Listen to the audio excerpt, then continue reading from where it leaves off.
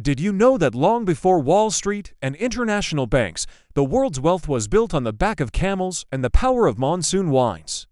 Let us take a journey back in time to explore the ancient trade routes that truly shaped our global economy. Imagine caravans, sometimes miles long, trekking across the vast Sahara Desert. This wasn't just a sandy wasteland, it was a highway of commerce.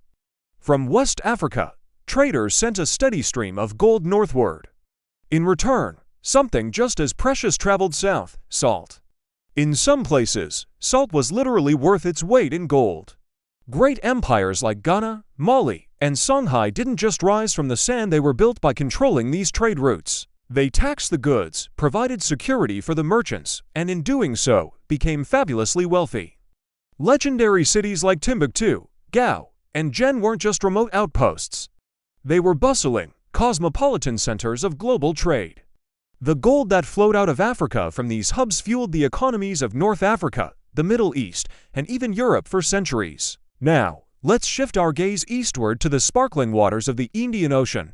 This was another massive economic network connecting Africa with Arabia, India, and all the way to China. This was happening long before European explorers even dreamed of rounding the Cape of Good Hope. The Swahili city-states along the East African coast, places like Kilwa, Mombasa, and Zanzibar were key players. They exported gold, ivory, and exotic spices that were in high demand across the known world. In return, they imported beautiful textiles from India, intricate ceramics from China, and, just as importantly, new ideas and beliefs. The entire system ran on a natural, predictable clock: the monsoon wines. For half the year, the wines blew ships one way, and for the other half, they blew them back. Wealth literally moved with the tides, creating a stable and prosperous trading system that lasted for centuries.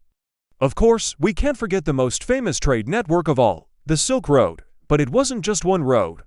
It was a complex web of interconnected paths, stretching across Asia and into Europe.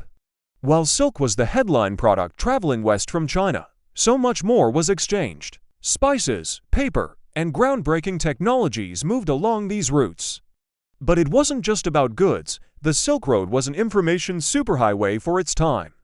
It carried currencies, mathematical concepts, new religions, and different philosophies from one civilization to another. Cities flourished wherever trade paused for the night, and entire kingdoms grew rich simply by taxing the constant flow of people and products.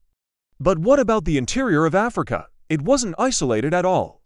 Great rivers like the Nile, the Niger, and the Congo acted as natural economic arteries. They connected farmers in the heartland with miners deep in the earth and skilled craftsmen in villages.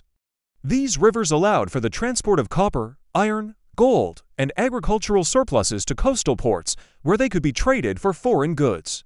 This is how local wealth, generated from the land and its resources, became part of the global economy. The exchange was a two-way street, bringing new materials and products deep into the continent. These ancient trade routes did so much more than just move stuff around. They were conduits for culture.